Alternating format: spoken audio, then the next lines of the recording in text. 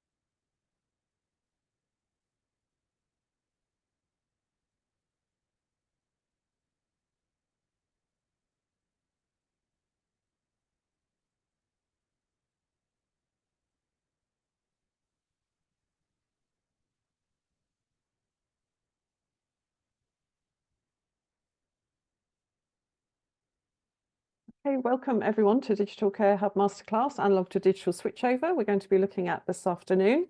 So I'm just going to start with a little bit of housekeeping to let you know. This webinar is being recorded and all attendees, you are on mute and can't be seen. So please could you use the question and answer function to ask questions rather than the chat. And everybody that has registered for the webinar this afternoon, you will get access to this recording, so you can have a look at it again. You can share it with colleagues, and also you will get the presentation. So you'll get all of the deck slides that we'll be running through this afternoon. So I'm delighted to be hosting this afternoon's session. We should be together for an hour and a half. And we've got some wonderful guest speakers. I'm Beverly Foote. I'm from the National Care Forum. And the National Care Forum is the National Membership Association representing not-for-profit care and support providers. Thank you very much. If I just introduce you to the Digital Care Hub. I can have the next slide. Thank you. So National Care Forum are delighted. We are one of several partners, and the Digital Care Hub is actually a partnership project that's run by the Care Provider Alliance. So it's about representing care providers across the care and support sector. So whether that's supporting working age adults, physical, sensory, learning disabilities, people with mental ill health and older people. That covers almost 10,000 different organisations across England, which is fantastic, employing over 600,000 staff, and we estimate supporting about 1 million people. What's really exciting about the Digital Care Hub is run by social care providers for social care providers.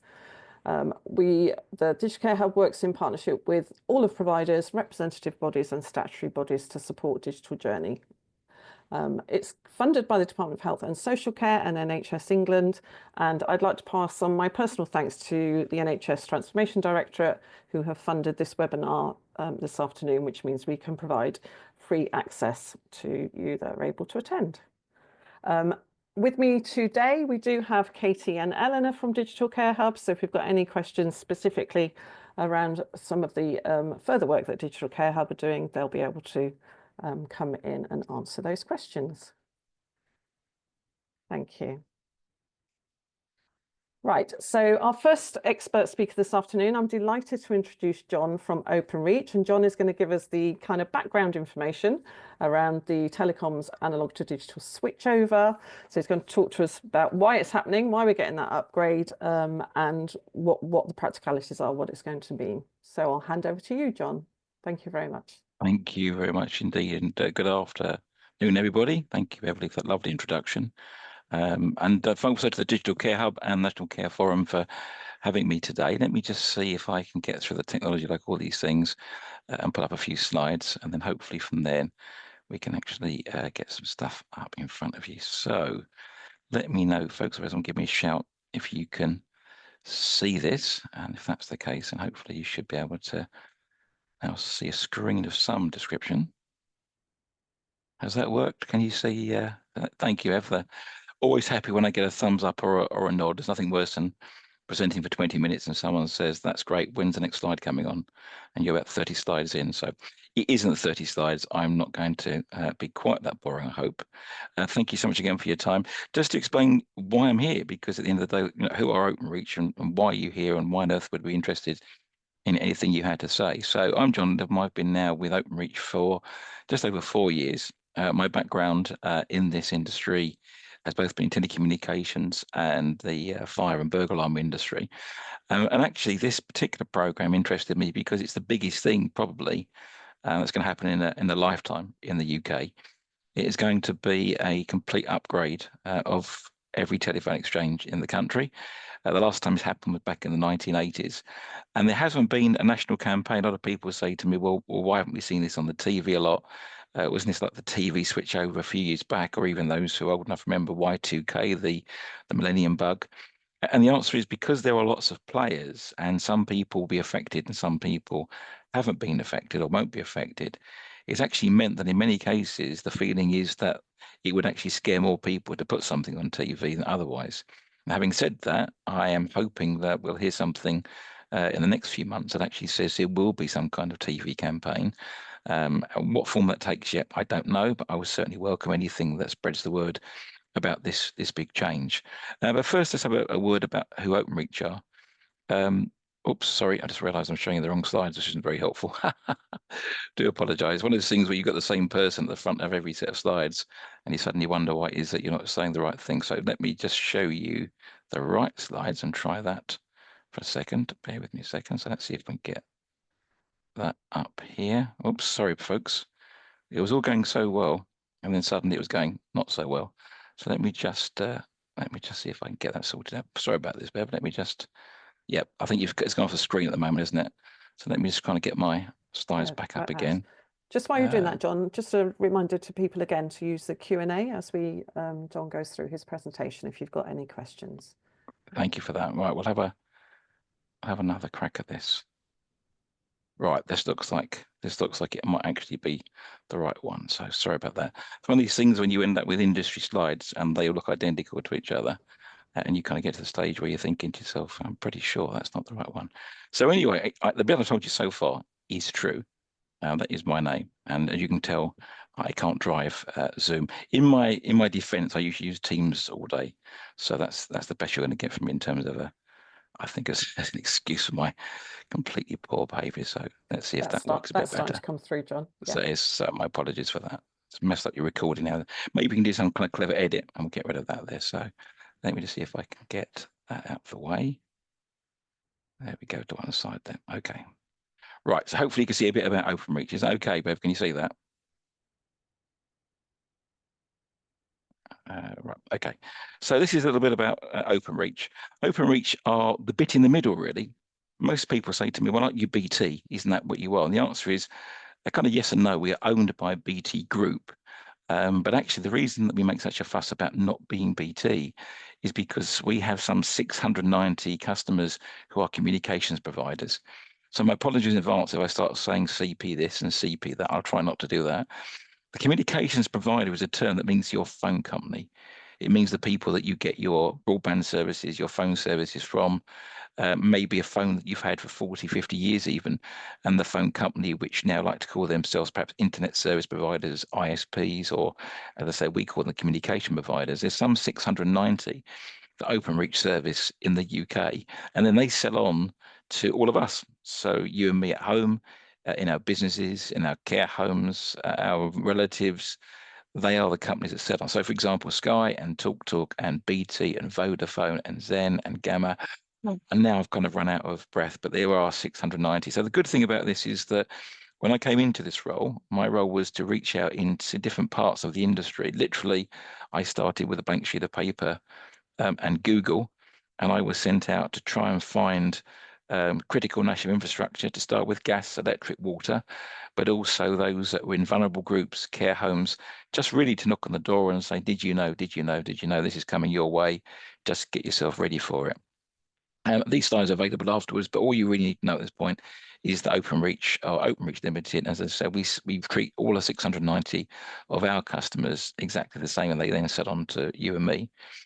The reason for this switch off of the what we call the PSTN, so a little bit of history. If you think about where you live, there's probably a telephone exchange you go past. They're normally not very attractive buildings. Mostly they're kind of big squat 60s buildings, and they have been around for many, many, many years.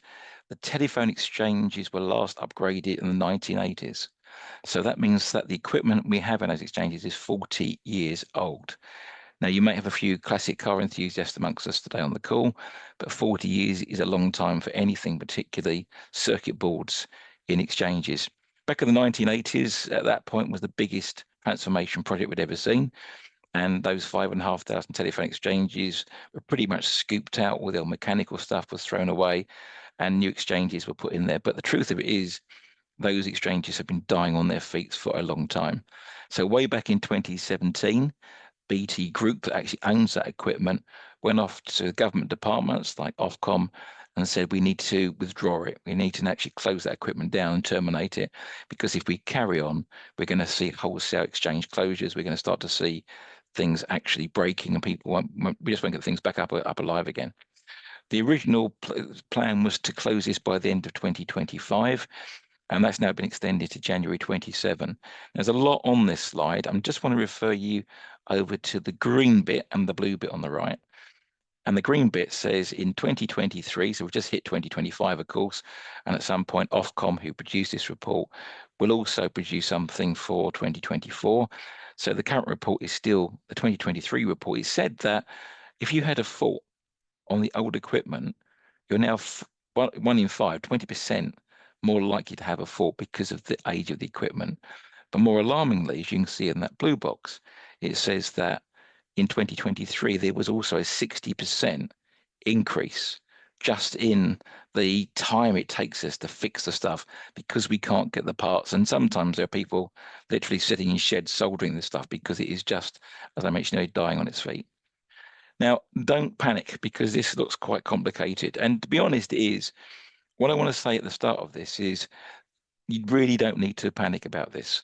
Those 690 companies that I mentioned, the Skies, the TalkTalks, the BTs, and so on and so on and so on, they are responsible, if you are affected, to keep you safe and to make sure that any service that they transfer you onto is going to be as you wish it to be. The purpose, from my point of view, is just to let you know what's coming so that you're informed, so you don't get scammed, so you don't get people trying to sell you things that you don't want. Because you're not my customers, because Openreach start our world effectively at the telephone exchange building and we end it in the premises on a socket, it means we just do the bit in the middle. We're a wholesaler effectively, or a network provider. We can't sell you anything. That's the job of our customers to do that. So on the left-hand side of this, hopefully you can see two big grey boxes, or a big grey box and a small one. The grey box at the top represents a local telephone exchange building. And in that telephone exchange, you can see a black box there, and that is labelled up as BT Group with a product name of WLR. Again, these things don't matter. It's not important to remember this unless you particularly like that kind of thing. It is this box of tricks that we were going to shut in December 2025, and has now been extended to January 27. And the reason for that was because back in December 2023, there was some quite serious incidents where people had been moved from old equipment to new equipment, particularly those who were vulnerable, and particularly those that had telecare services. So many of you will know what I'm talking about by telecare. For those that's a new term too. We're talking about someone living usually at home independently, and they have some kind of device around their neck or on their wrist, and if they have a fall, they press the button. It then makes a phone call, and then they get a call center, and that call center then opens up a line and asks how the person is, calls an ambulance, and so on. And that went horribly wrong. And for that reason, the government, the previous government, actually stepped in, and they made all communication providers, those phone companies and Openreach, come up to Parliament and actually sign up to a charter. And that charter is actually available online. I can send that to you afterwards. And it just makes sure and reinforces the commitment of the industry to do everything they can to safeguard people. Now, for my view is that there was never, ever a time when nobody took it seriously, but this has kind of effectively pushed even harder to make sure that everybody was doing all they could to keep people safe. This is where it gets to the tricky bit. The tricky bit is this. There are 5,500 telephone exchanges in the UK, as I mentioned earlier. Many of those are considered to be what they call parent exchanges. So they are the main exchange. So maybe you live outside the city, and inside the city, there's probably a parent exchange or two. But outside, you might be on a local telephone exchange, which effectively is hanging off of that.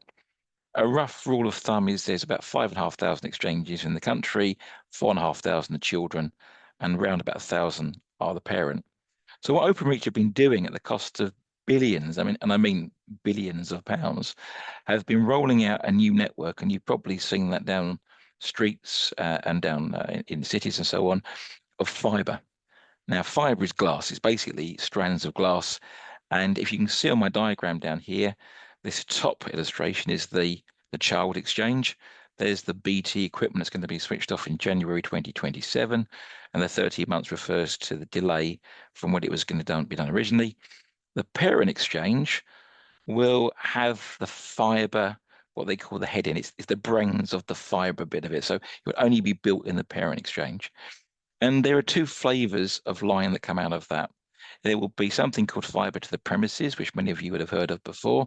And that literally means a piece of glass that runs from from the telephone exchange building to the customer's premises without all these breaks. It doesn't have a street cabinet in the way.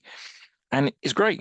And it's really, really useful because it's got the ability to do all this internet stuff, everything from the frivolous end, like fast movies, down to the really important stuff like biometrics, potentially the NHS examining you in your own home with video cameras and all that kind of stuff to reduce waiting lists and things like that. It gives us the chance to really embrace this gigabyte technology. At the same time, of course, there are challenges, which I'll come on to. At the moment, there's about 16, maybe 6.5 million premises in the UK that have access to this fibre to the premises, this glass end to end. For the majority of us, we actually do have something called fibre to the cabinet outside our premises, and that's a halfway house. It's where the copper that comes out of our premises over here on the right goes through to the big green boxes you see in the street, which we call cabinets. And then instead of going back to the local exchange on a piece of copper, they jump off and go on a piece of fibre, that glass, back to the parent exchange. So to give you my example, where I live over in Norfolk, I'm still with the local telephone exchange. I have a copper line that runs from my premises into a big quick cabinet, goes to my local telephone exchange. But I've got something called fibre to the cabinet I mentioned. That means I also have this piece of glass, this fibre that goes to my Norwich exchange, 15, 16 miles north of me. So at the moment, I've got both. If I plug my phone into a wall socket, I'm working off my local exchange. If I use my router on a call like this, I'm jumping off and going off to my Norwich exchange. So that's the difference there. So ultimately, at some point in the future, in years to come, we will all probably on one of these things, will either be on fibre to premises or fibre to the cabinet. Now, the rub is this. These are not the only companies out there that supply equipment. Both Sky and TalkTalk will have, in most cases, equipment in the local telephone exchange. And they are not affected by the switch off. They are not cutting off their equipment either in 2025 or 27. They don't have an end date for that at the moment. So your phone company, whoever that is, could be any one of these three, but it could be any number of those 600 odd who are buying from either BT, Sky or TalkTalk. It is your phone company sitting in this blue box here who will look at you and then look at their options. All they know for sure is they must get you safely off of the BT 1980s equipment before the end of January 27. What they move you to will be their decision in line with what they think that you need, but also it will have some element of financial agreements and commercial agreements they will have with the companies they do business with. So you could find yourself moved to Sky. You could find yourself moved to TalkTalk, and you may not even know it because they don't tell you that. They just tell you your service is moving and you may have an outage of a couple of hours. It could be, though, that you are moved on to full fibre to the premises or fibre to the cabinet if those things are available and they want to do that. If there is no fibre product outside the premises, if that home or that shop or whatever it might be doesn't have either fibre to the premises or fibre to the cabinet, and that particular phone company doesn't want to take you to Sky talk to, but they've got different agreements, then BT has stepped in, BT Wholesale, over the last 12 months, and they have produced an ADSL slow broadband type product, and that kind of fills in the gaps to give people a service that is ADSL or broadband on an all copper line. You may have also heard in passing that BT, probably September last year, so it's fairly recently, have launched a product specifically for what is known as special service customers. Now, special services is just it's quite a loose term. It means someone that's got plugged into their phone line something that isn't a telephone, not a decked phone. So a burglar alarm, a fire alarm, a lift alarm, a telecare device, a fax machine, something that's trying to do something special. And if you are in a situation where you have a line like that, then your phone company can decide to say, okay, I'm going to cut through all of this. I don't want to move my customer to fibre, even though it's there. I don't think it's right for them. I think it's going to be too complicated at this moment in time. And so I want to go and get this product down here that is called PDPL, or pre-digital phone line, sold by BT Wholesale. And what that does effectively is it does an emulation, simulation, pretend, call it what you will. And what it does, it lets the customer leave everything in their premises exactly as it is. The copper stays exactly where it is in the street. And then they get connected to a new box of tricks in the telephone exchange, the local one, and that will give them a service similar to what they had before, although it will go over the IP, the internet network. Now, the one thing that's glaringly obvious here that needs to be brought out is this is not a like-for-like network when you move to fibre. So on the old system, on the old PSTN network, if you had a power cut, your phone carried on operating, and the reason for that was because you want a piece of metal, a copper line, and there were generators, or there are generators, diesel generators at the telephone exchange, comes back to life, and you carry on getting power, it starts working. You can't put electricity down glass, so on the day that you're moved to something that is either all glass or part glass, you have no power coming down that line, and therefore you become totally centered on having a router.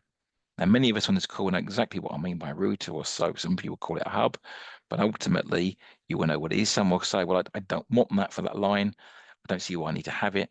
If you are moved by your phone company to a fiber-based service, you will need to have a router. And if you therefore have a power cut and your router doesn't have some kind of battery backup supply, then you won't have any service. Now, if you think about this today, if you've got a router and you have a power cut, you know that already. If you have a deck phone today and you have a power cut, you know it stops working. So there's nothing unusual about that, but it's going to be far wider reaching than before. The other final thing before I move on from this slide is the big red writing at the top. There will not be an exchange switchover. Many people say to me, so when is my exchange being switched over? View it as it's already happened. In the street today, there is a whole range of products. They will be full fibre, they will be part fibre, they will be all copper. And before January 2027, your phone company will contact you if you're affected, and you may not be. Remember what I said earlier, if you move to, say, maybe Sky or TalkTalk, you may have already been upgraded, not even known about it.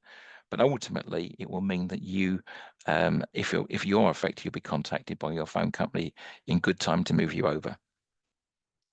This is just a summary of what I said. So just to summarize all of that, every phone company will need to move their customers off of that black box I showed you for the end of January 27. They will all choose their own way of doing that.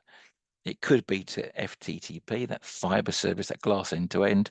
It might be part glass, part copper, that's FTTC. And if nothing is available that is a fiber type of line, it may be that you move to Sky or talk to one of the BT variants there. So this slide is just talking about what would happen on the day. So here we see a very busy premises. In this case, the customer's got a master socket you can see on the left-hand side. There's a phone, there's a deck phone, there's a telecare device, there's a burglar alarm.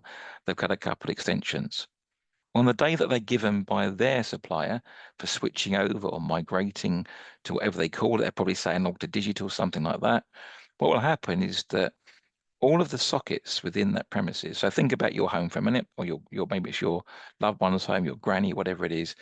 On the day that this happens, all of those sockets will stop working. The only thing that will work will be the main socket that comes into the building, and that will only provide broadband. That's a key point to remember.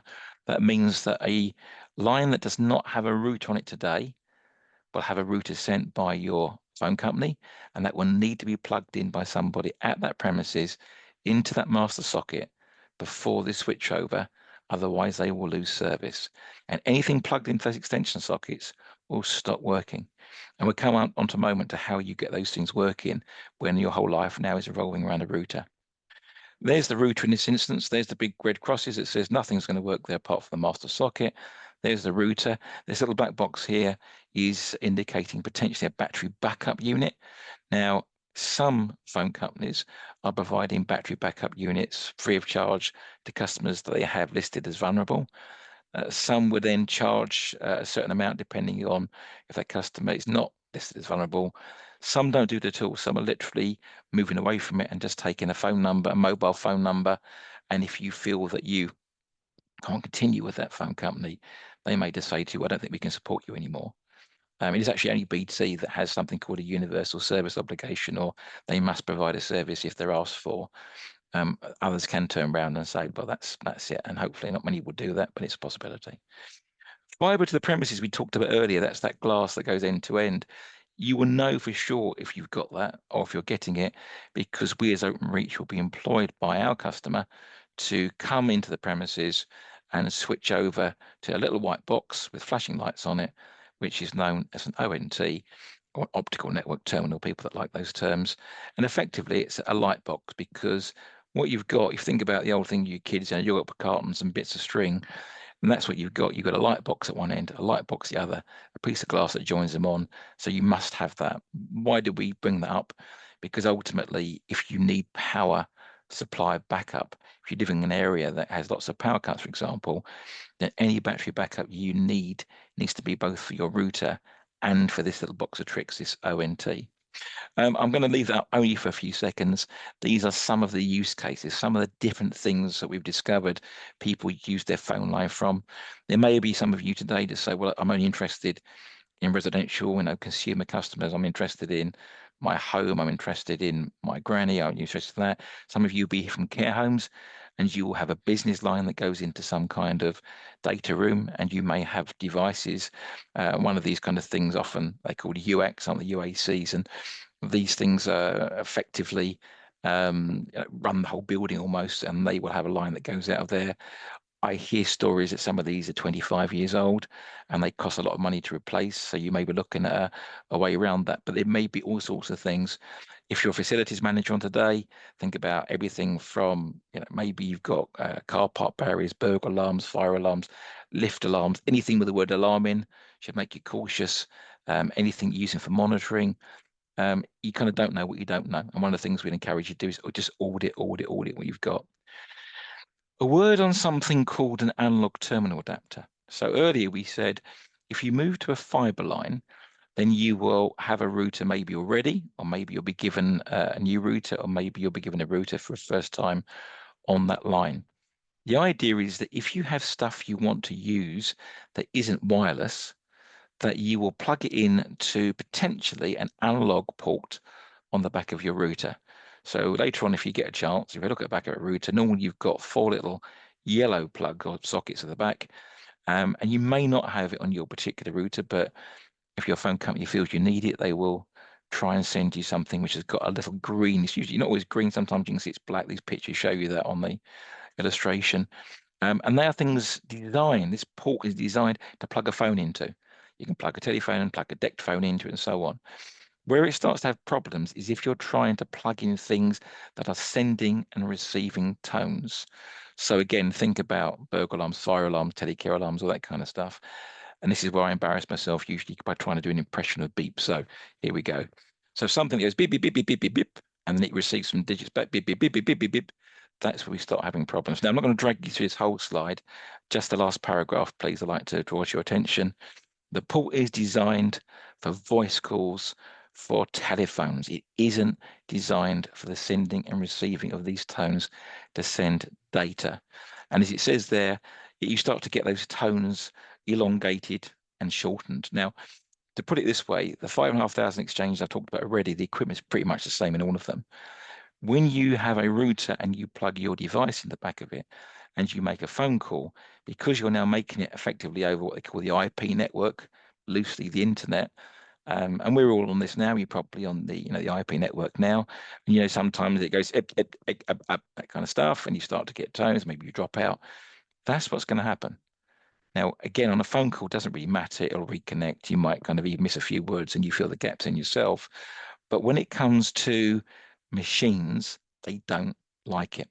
So if you think about a telecare device for a moment, telecare devices usually, when they're activated, will go beep, beep, beep, beep, beep, beep, beep, beep, beep, and that just be numbers 1, 2, 3, 4, 5, 6, 7, 8, 9, 0, star, hash.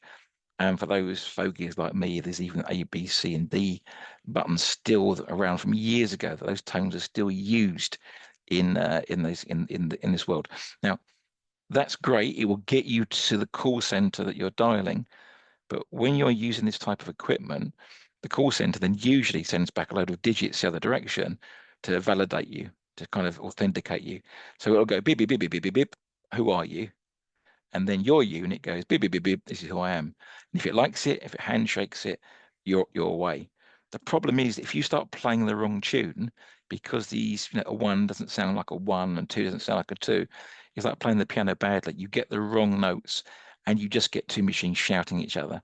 So OpenReach absolutely do not recommend the use of these ports if it is life critical equipment. The other word to the wise is that not every phone company will necessarily provide a new router with one of these at the back. And even if you do have it, please make sure that it's part of your calls package. It has to be part of your calls package. Otherwise, all you're left with is effectively an empty hole. We're now going to teach you to clap.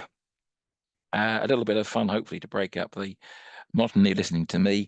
We're just trying to give you really something to think about in terms of an acronym to think about. So communication, logistics, adjustments, and power. It actually doesn't, it starts with the communication. If you can think about the telephone lines in your life, it might just be yours. Again, it might be one of your relatives. It could be your lift line. It could be something in a care home. Who today receives the correspondence from the phone company? Is it you? Does it go to somebody in accounts, someone in facilities? If it is your granny, will they read the letter and understand it? And then a router turns up. Do they know what to do with it? Will they think that they didn't order it and send it back? So start to think now about who is likely to get the correspondence, particularly if it's by letter, from the phone company, and make sure that you intercept that. What you don't want is Fred in accounts going, I've got all these letters and I don't know what to do with them. I think they're just marketing bumps and throw them in the bin. And then Fred ends up with 200 routers turn up and doesn't know what to do with them. Make sure you start to think about where those could turn up in the first place. Logistics, CL, will they make the changes? So who's going to make the change?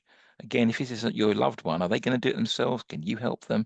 So if you're a carer or you're involved with carers, I do a lot of work with local authorities, trying to get them to work with their adult social care, getting things into newsletters, trying to get family members, carers involved.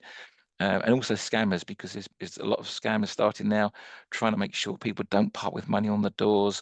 If you're not sure if the letter's legitimate or not, phone the phone number on your phone bill, not the number on the letter, that kind of stuff. And then adjustments, again, are you going to trust the port, the ATA port, and what are the risks involved? And power we've talked about already. Do you need a battery backup unit? So to bring it all together, because I'm sure you had enough of me by now, these are the 4 call outs really. First and foremostly, do your homework. Audit, audit, audit. It sounds a grand word if it's only your home, or if it's your mum or your dad or whatever it might be. But if it's a care home with your facilities manager, just audit. Make sure you know what you've got, what you're paying for, and what you use it for, because then you can start to make some informed decisions. You'll be amazed, or maybe not, at the number of organisations that I deal with who haven't got a clue what they've got, what they're paying, and actually don't know whether they need it or not. The second thing is contact your device providers. Contact the people that have sold you the stuff that's plugged into your phone in the first place. Ask them the question, have you tested it? I also run a test lab, and there are 6 different phone companies in there. And once I'm into Early Sky, Talk, BD, Vodafone, Zen, I think I might mention them all there. And they can come in, they can test their equipment in those different routers. They can come back and tell you what works and what doesn't work. Do remember that you were their customer. You've paid them money for your equipment. Make sure that what you buy, if you have to buy anything new, also does the job. I do hear horror stories where people have sold things that are actually worse than what they've already got. Don't part with money unless they prove to you that what you're buying is going to do the job. And then the number 3, contact your phone company. Again, if it's a personal thing, let them know that your granny is going to need some help, and they will put her on a list that actually says they'll leave her to last, and they'll make sure that she's cared for differently. And if it's a business line, again, contact your account manager, tell them that you've got concerns. And if you are a local authority on the call today, there is a program at the moment that both BT and Virgin, so VMO2, are trying very hard to get all of the phone numbers for telecare customers around the country to build a list up so they can keep them safe. And there's a link on there. Thank you so much for your patience. I am around for the panel and questions later, but thank you again for your patience, and I'm going to pass you back to the chair. Thank you so much, John. So that was a great explanation of the context for the network upgrade. And now I'm delighted to hand over to Chris from Orbital Net. And Chris is going to take a closer look from the care sector perspective in terms of the impact of this change. Thank you, Chris. Thanks a lot, Beverly. So just share my screen now. One moment. Okay, can you see that? Wonderful. Okay, so again, thank you for joining us today and taking the time out of your schedules to learn more about the digital switchover. I'd like to start my section of the webinar with a quick introduction, firstly, of who we are, the Orbital Internet Group. We are a national internet and telecoms provider, or as John would call it, a CP, or communications provider, and we're actually partnered with Openreach as well. We specialise in helping key sectors like care to improve their operations, and we also recently partnered with the Digital Care Hub and Care England as Internet and Telecoms advisors. And as you know, today's webinar is to help you understand the changes that will be coming into both the telecoms, but also the internet. So after this, you should be able to start preparing for the big switchover that has already started happening. My name's Chris, and I'm the specialist within the care sector here at Orbital. The reason that I'm the specialist is not only the fact that I've worked with a lot of care organisations, but my mum was a domiciliary carer, my uncle's a finance director for a lot of doctor's surgeries and also some care homes, and my partner's a domiciliary carer as well. So I've actually got a really good understanding of the daily struggles that you face, and that's why I'm in front of you today. And here's what I'm going to cover with you. We'll start with what the switchover is and why it's happening. Then we're going to look at another timeline of events and where we are currently, some implications if you do not change, the connectivity that is replacing the older outdated solutions, how it all works over the internet, advantages of digital phones and the internet that supports them, advantages of fibre, a little bit about Orbital and how we can help, and to finish there will of course be a Q&A session. So some of the stuff you will have already been covered today, though I think it's good to hear again explained differently, especially from the perspective of care specifically. So let's start off with some information of what it is and the history. Some lovely pictures here. Stepping back to 1875, the telephone was invented, connecting you from one person to another via a series of copper wires all over the country.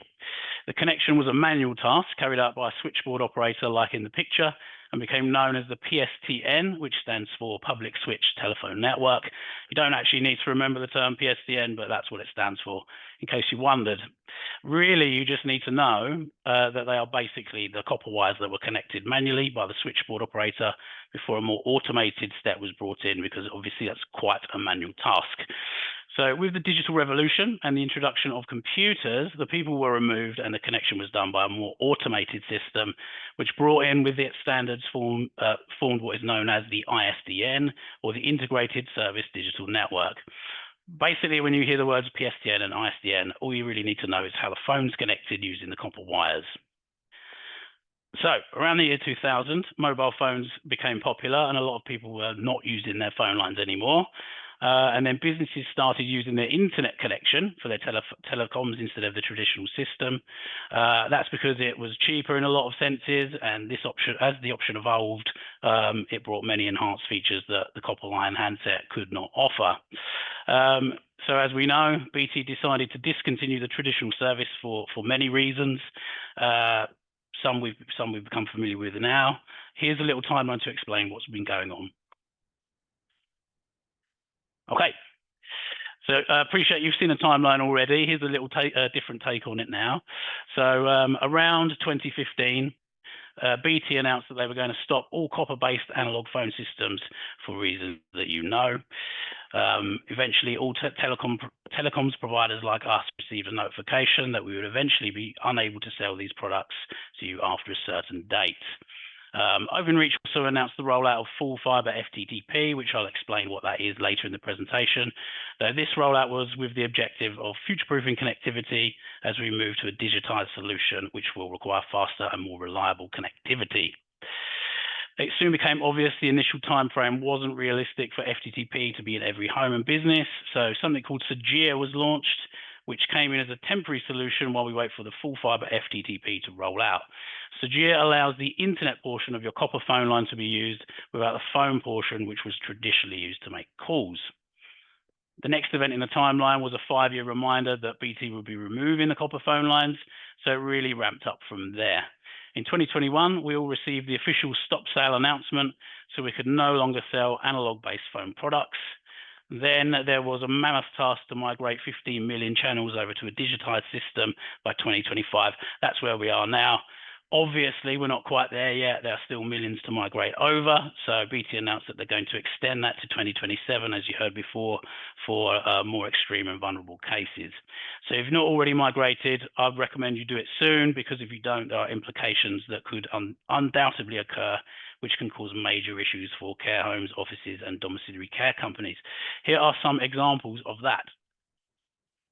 So if you leave things to the last minute, you could risk losing your phone system altogether, and that is because you need to switch from analog to digital while the copper line is still live. That part's important. It's because of your phone number. If you want to keep your existing phone number, this will need to be ported over before the switching off of your old system. Otherwise, you could lose your phone number and have to use a new one. And as you can imagine, that poses issues for your clients and yourselves as well. As John mentioned, it's not just phones. There are other things affected, like lifts, alarms, EPOS machines, doors, CCTV, fax machines, all traditionally using a traditional copper phone line. They will need to be switched to a new solution, digitized platform, an IoT SIM or a mobile SIM, for example. As everything is connecting to the internet, you need to have upgraded your internet connection alongside that to ensure the connection is capable of the additional traffic you'll be putting over the internet. So even if your copper line is good for now, there are no plans to replace or maintain that line, so the call quality could eventually degrade. But it's important to also have enough bandwidth for the calls, otherwise this can also cause degradation as well as you move to a digitized system. Basically, the system, if you move to a digital phone system, it's only as good as the internet connection it feeds into. That's why it's also important to upgrade your internet connection at the same time. So as well as the degradation of call quality, there are other implications to think about. There's going to be a limited number of engineers available, so if there's a fault, it might take a long time to fix. There's going to be a limited number of handsets, so you might end up paying over the odds for one you don't even like. Factor in lead times, because these will go up, as you can imagine, as everyone's scrambling to switch to the digital system at the last minute. There's not going to be enough staff and engineers to cover that for you if you leave things. So I can't emphasize enough that you need to look at this now if you haven't already, because if you leave it, it could become very difficult for you. If you need some one-to-one guidance of what to do, I'm happy to walk you through that and hold your hand through the process. So I'll share my details at the end if you're interested in getting some help. But first, what exactly is it moving to, and how does it work? So it's called VoIP, which stands for Voice over Internet Protocol, which basically means in this scenario, you will have an internet-based phone and you're going to plug that directly into your router or via a switch and then connect that over the internet instead of the copper wires. There are lots of different options available at the moment. You can have corded and cordless handsets of many shapes, sizes and makes, potentially finding a really good one that is similar or even the same as what you have now if you need it to be. If you wanted enhanced features like call recording, reporting, transferring calls, for example, you can use a soft phone app like this. You can access these not only on your handset, but also on your laptop, your mobile phones, and your tablets as well. So this means you can use your mobile to make and receive calls from your landline, so you don't have to use your mobile phone tariff. So John mentioned earlier there's a battery pack. There's a picture of a battery pack here. The internet does actually need power to be able to function, so do your handsets if you switch. what if there's a power failure in this example? You can use the battery failover, which will kick in the event of a power failure. So you can still make your calls even if everything has gone down, still access the emergency services, and your tenants can access their family over the phone, so it would work fine. There are many advantages to move into a digital phone system. Many are on the screen here. It's also worth considering that the nature of care work means that staff are often moving around. So they're engaging with residents, meeting healthcare providers, other partner organisations, or even visiting people's homes. As you know from the previous slide, with VoIP technology, they can take calls on the desktop handsets or their mobiles. They can also use advanced call handling features, such as instant messaging, to deal effectively with contacts when they're not available to take the call. As well as working more efficiently with and collaborating more productively with colleagues, they can also deliver higher levels of care to residents.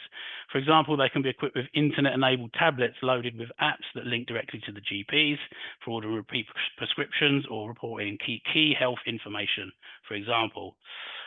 Also, the pandemic highlighted the importance of residents and patients being able to make video calls. Fiber-based IP technology can deliver the bandwidth you need for all your residents to use any devices, smartphones, tablets, and PCs, at the same time with much less risk of buffering or service loss. VoIP also makes safeguarding vulnerable residents easier. So built-in call filtering means you can blacklist and block unwanted calls, while whitelisting the phone numbers of key contacts such as residents and family members, for example.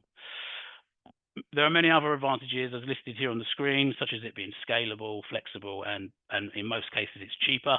There are also some disadvantages, such as the power outage issue, which we covered, and also the need to upgrade to a different internet system, but with the rollout of FTTP, this is going to need to happen anyway. So let's take a little look at what that is and where that's come from, so we can understand that a bit more. So years ago, when the internet came out, everything was connected by copper wires, very much like the phone lines. Initially, it used the phone line itself, so you couldn't make calls while someone was on the internet and vice versa. And these phone lines still connect in the same way today as they did back then. They run from the main telephone exchange buildings, which not only connect your voice calls, but they also act as sophisticated internet traffic controllers, where the digital data is converted into signals and sent through the cable into its destination or back out into the internet. The data moves from the exchange to the green cabinets you'd have seen dotted around the streets. From here, it's sent over the telegraph poles, further copper wires to your business or homes. Back then, when you used the phone line to use the internet, you could actually hear it dial up and then make the screeching connection sounds. That was named dial-up very fittingly.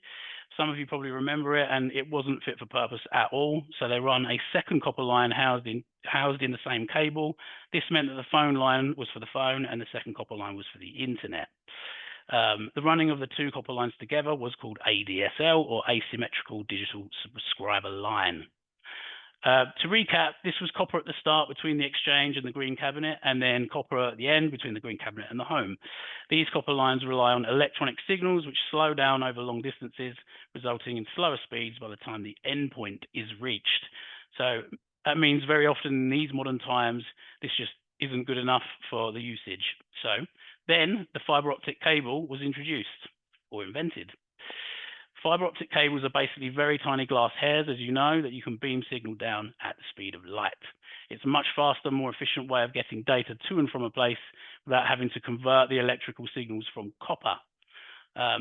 So these lines of copper were all replaced between all of the exchanges to almost all of the cabinets across the country.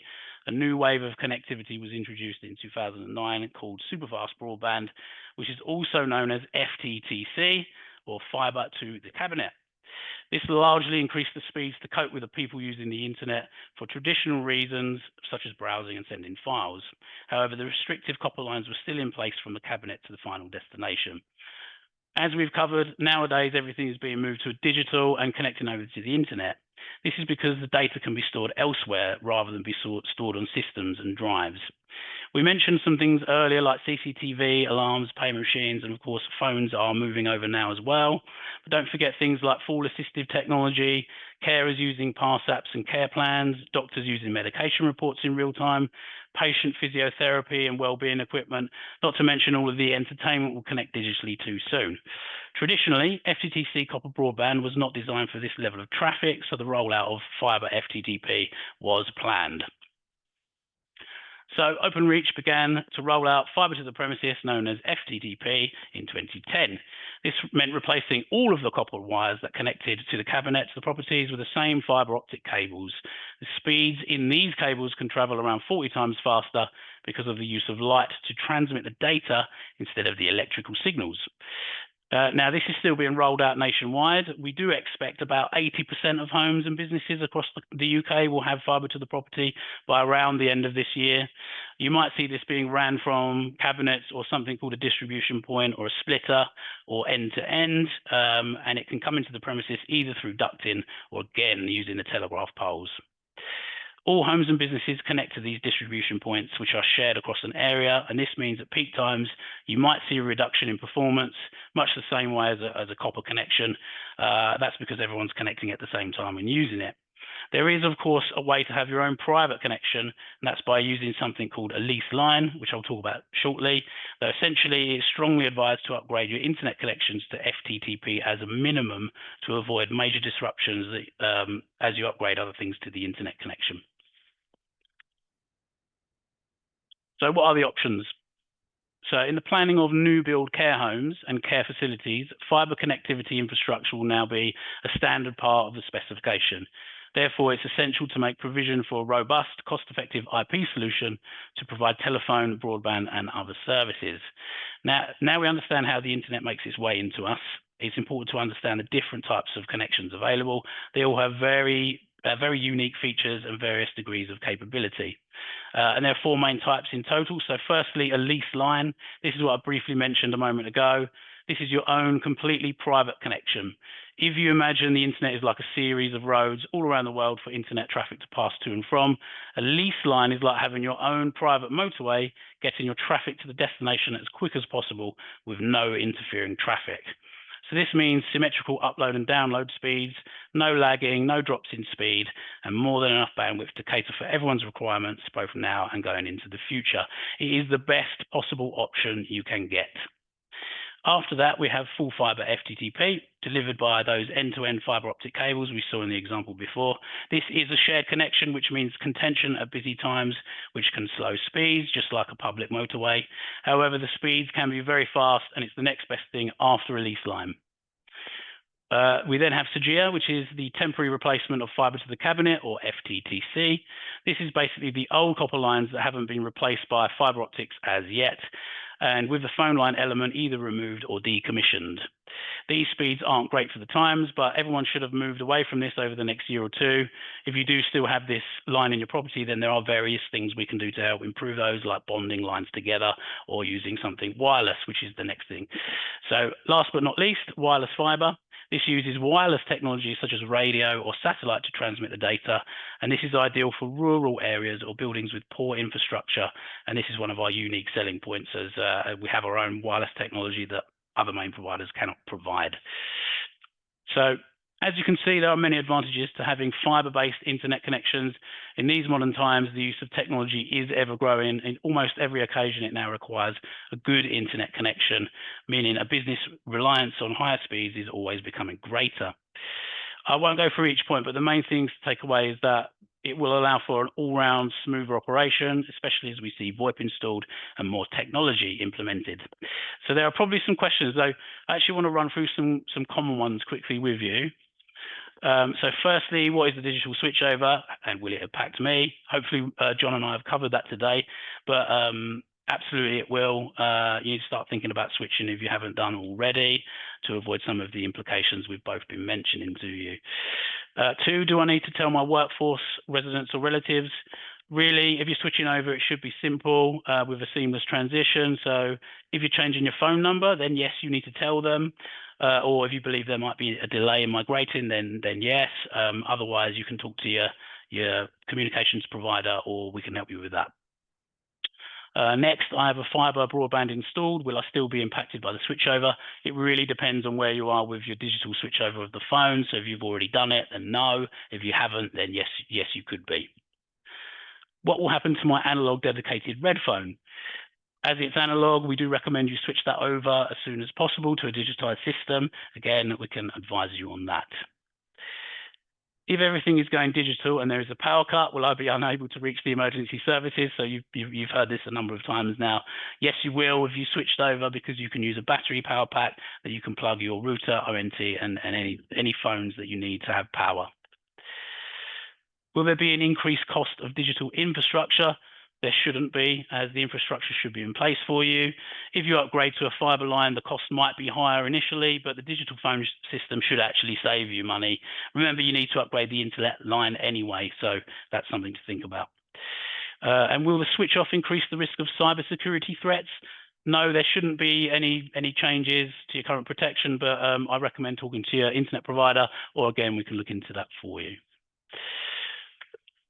So, a little bit more about us before we finish, so you know you've been listening to. As you know, we're Orbital Net, and although we're a Kent-based company, we do have a national coverage with operatives travelling all over the country. I'm one of those, so I could be in Manchester one week, Dorset the next, for example. We've got installers based all over the country, and we've been going for the last 27 years, so we've been going for a long time compared to a lot of other ISPs, time enough to become specialists in the sector. Lastly, I mentioned it briefly earlier, though the way we can help further today is actually offer you free assistance outside of the webinar. I'm able to have a one-to-one session with you to get to understand your setup, give you a free audit, internet health check, and free advice on the back of that. Or if you just need an expert to hold your hand through the process, happy to do that for you. So I'll let you take my details on the next slide for those of you that are interested. So they're in the middle there. Obviously, I'm Chris McAlonan. That's how you pronounce my name. My number and email address are there on the screen. Please do take the details, take the screenshot, whatever you need to do. Lastly, I hope the webinar was helpful to you. I just want to say thanks again for inviting me. Thanks for taking the time to join.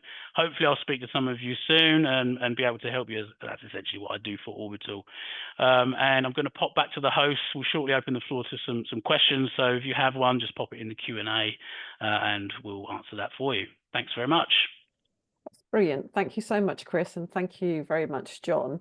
So if I summarise what we've heard from both of you this afternoon, so we have a target deadline of January 27.